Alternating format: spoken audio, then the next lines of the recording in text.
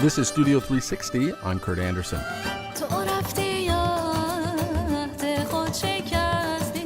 Next Friday, March 20th, is Nowruz, the Persian New Year.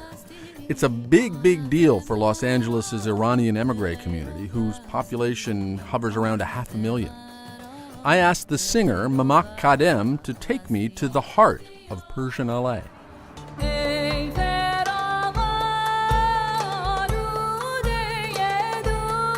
Mamak and I walked along a block of Westwood Boulevard where almost every business, the huge bookstore, the salons, the travel agencies, had signs in Farsi as well as English. This is called the Music Box. It's one of the first businesses that was established here in Westwood. The owner of this place are a couple, a sweet couple. From the 60s, they actually opened up the first music store in Tehran that carried classical music and Western music. And many of, like my father remembers as going to the store. You know, it was the first place for them to be able to go and look at records that were not available anywhere else. How interesting that you created this important store in Tehran for Western music, and then here in the United States you created this important store for Iranian. Tried to do the same thing, but for it Iranian was like music. in 60s and 70s most famous. Yeah. A very popular store, music store. It was called Beethoven. Called the name Beethoven. Of the store was Beethoven. We had like classical, pop music, traditional, everything. What is the Iranian music scene in Southern California like?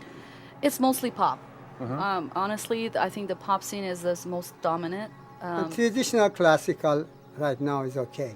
Maybe for the past 10 years, the quality of pop music is actually really getting better.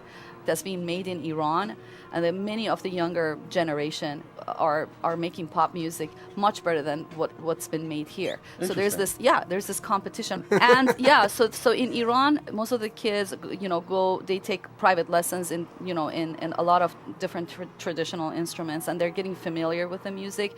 And that comes back and sort of affects the music that's being Absolutely. created here? I really think that, so like I said, for many years, the music that was done here in Tehran-geles, as we call it, it was, very low quality pop music.